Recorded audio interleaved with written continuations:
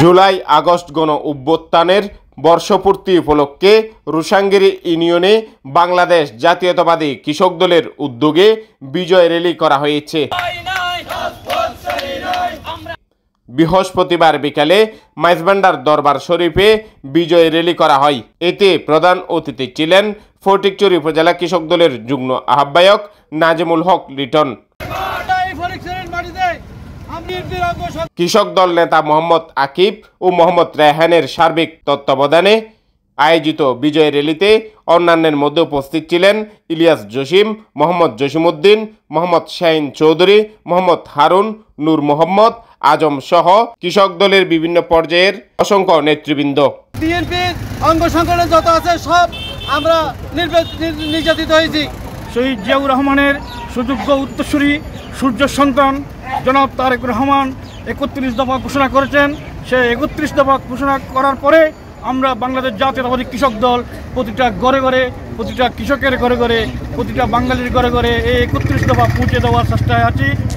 এই দুঃসময়ে যারা ছিল আজকে সুসময়ে এসেও তারা আমাদেরকে সঙ্গ দিচ্ছে এবং আমাদের নেতৃত্বে তারা এগিয়ে যাচ্ছে।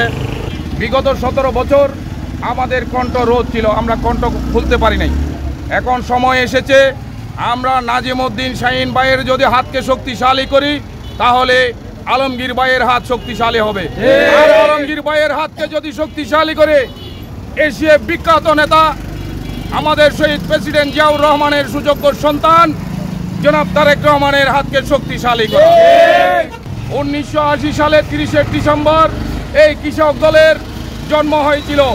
ওই কৃষক দলের জন্ম লগ্ন থেকে এই বাংলার কৃষকের ভাগ্য পরিবর্তন করার জন্য আমরা সবসময় আন্দোলন চালিয়ে যাচ্ছি। বন্ধুরা আমার, যখন এই বাংলার কৃষকের ভাগ্য পরিবর্তনের সময় এসে তখন বিভিন্ন কুচক্রী মহল থাবা দিয়ে থাকে।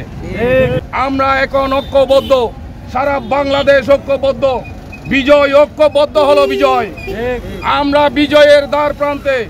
আমি আপনাদেরকে অনুরোধ করব আগামীতে ফটিকছড়ি মাটি ও মানুষের জননন্দিত নেতা, ফটিকছড়ির অন্যায়ের বিরুদ্ধে প্রতিবাদী কণ্ঠস্বর জনাব আলহাজ সরওয়ার আলমগীর সাহেব ধানের শীষ নিয়ে ফটিকছড়ি থেকে নির্বাচন করবে। যদি আমরা আলহাজ সরওয়ার আলমগীর ভাইকে নির্বাচিত করতে পারি তাহলে বৈষম্য দুর্নীতি ফটিকছড়ি মুক্ত হবে।